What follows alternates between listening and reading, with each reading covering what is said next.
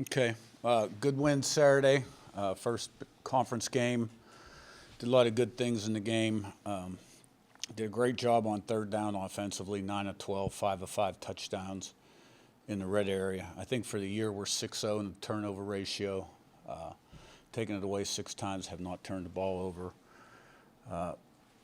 Responded to their field goals or scores with scores. Had a 90-yard drive, an 87-yard drive, 275s.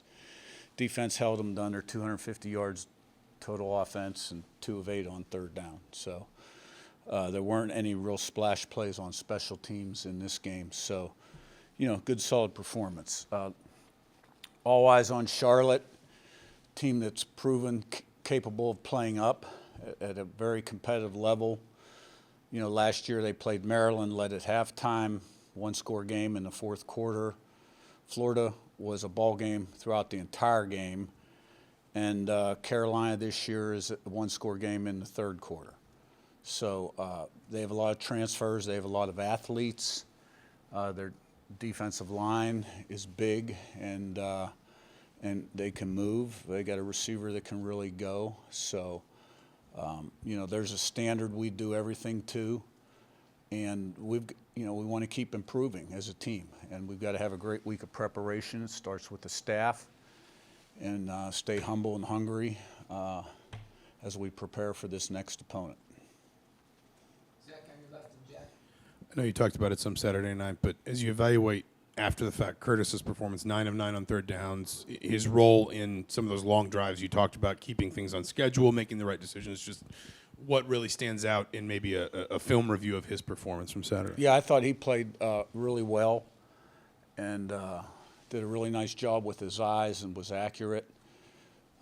We did a great job protecting. We had no sacks. And, receivers did a nice job of separating and made some really good catches, too. So I thought he played extremely well. Jack, on your left, and Pete. Yeah, Curt, I know Charlotte has had some quarterback injuries, and there may be some uncertainty with that position. I guess, how does that affect the way that you prepare with them, and do you see major differences with their quarterbacks, whoever it may be? Yeah. Well, they've played 3 guys. They played 2 guys in the last game. Brought a guy in the fourth quarter, a little older guy. The backup was a younger guy. So, we'll prepare for both schematically, more so in terms of what they do, what they like to do. They have a receiver that can really go, that number 3, and a tight end, 18's a good player. So, maybe the younger guy has a little bit of a liver arm, and his mobility might be a little more, but the older guy has got the experience, kind of the moxie, understands how to play. So it won't affect our game plan a whole lot. Yeah. Pete, on your left row, too, and then Ken. A receiver with Elijah, what was it you saw about him that made you want to bring him to obviously to James Madison, and then how much has he improved since then? What attributes did he have that maybe others didn't see? Well, we needed receivers that year in the portal, and as a freshman at St. Francis University, it's an FCS school. He was all conference, had about 50 catches for about 1,000 yards, give or take. And, he had a skill set. And, but like I said, he got injured in the spring, didn't do a whole lot. And the first game, he was third team. But by, against Virginia, the second game, we won that game, made some key plays, and he was starting by the third or fourth game. And he's just very competitive guy, a guy you can really trust, and really good at contested catches, smart. He loves ball. And I think you see a trust factor really developing with Curtis and him and Cross, who Curtis has played with at Ohio U, and the other guys that are in there. Ken in the back, and Zach. Besides obviously what he could do physically, how important has it been to have Curtis just be a guy who's a veteran guy, played a lot of football and seen a lot of things prior to coming here, just to help him gain the trust of guys, learn your system, and go forward with it with some manner of consistency? How important has that been for this ball club? Well, to me, that's the key, the drill. And, we've had great success the last 3 years with the one-year transfers. We took Todd Centeio, who developed and was player of the year in the league. on offense, and then we got Jordan McLeod. And they were both older guys that had played, and Curtis obviously had a track record before he came. So it's not like you're teaching a young guy how to play the position. You got older guys that know how to play the position, and now you're just fitting them into your offensive structure and then build upon the things that they do well. And so, you know, that position, there's just so many things that go on. To have an older guy, you can't put a value on it. Zach, be in front and Daniel. To be able to go on the road in conference and get a big win like that, you mentioned a couple of plays to be able to respond to what UCLA did in that second half as well. What do those types of things say about the maturity of this team? Well, we do have a lot of guys on this team that have played a lot of football across the board. We do have a couple new guys on the offensive line, but at all the other positions, we have a veteran outfit. We're veteran on the defensive line and at linebacker, and you know, Farrell's still kind of a younger guy, but we've got other than that, we've got experience on defense as well. So you know, I thought we responded really well. We started very fast. Now, obviously, they fumbled the first play after we had 7-0 lead. We're up 14-0 before you blink an eye. But in the second half, you know, we had some adversity, obviously, with the penalties on defense. And, you know, there was no panic or frustration. You know, maybe there was frustration in terms of what was going down. But our guys kept their poise and responded. And so, you know, I thought that was great. Daniel in front and Owen. You mentioned Amari.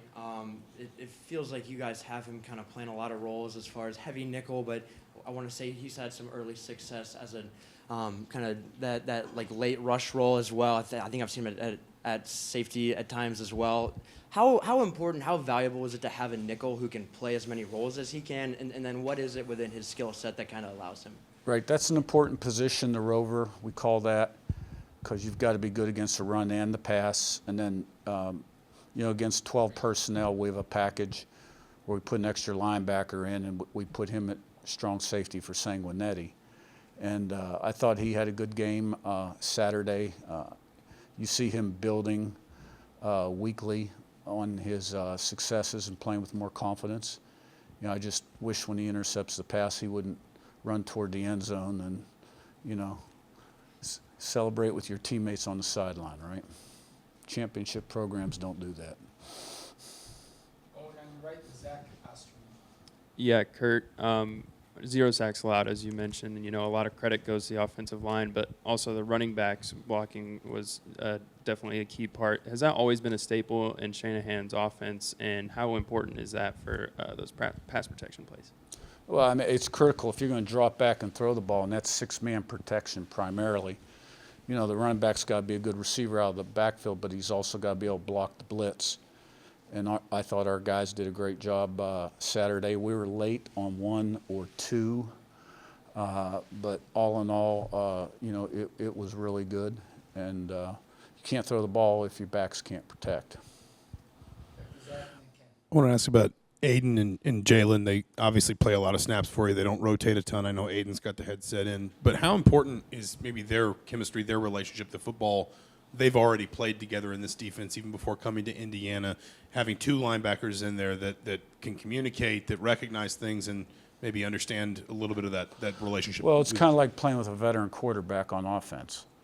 You know, both those guys know the defense. Now, there's new things that go in every week, and the defense morphs year in, year out. But they have a lot of snaps in the defense, so they understand it. And, you know, Aiden wears the green dot on defense. And and they're used to playing with each other.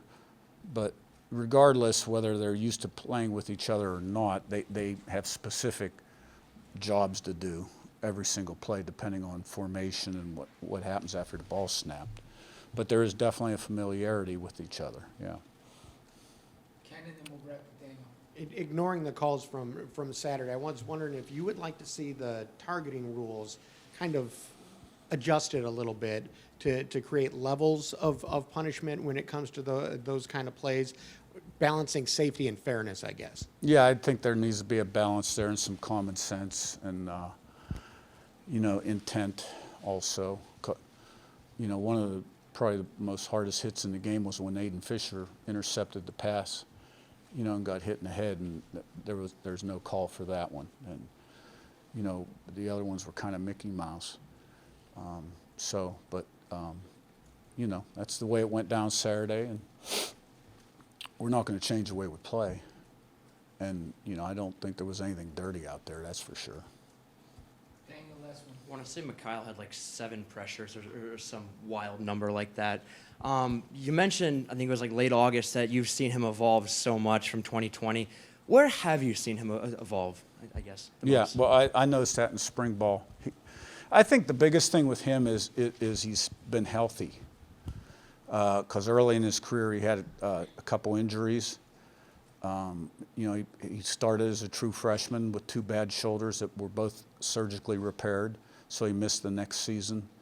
And now that he's been on the field, he's just gotten better every year. And, I saw him turn it up another level in spring ball, which is that's sort of the natural progression you want to see in all the guys, is that they build off the previous year. So he's a good athlete, he's smart, he's crafty, and he plays really hard. All right, thank you. Thanks.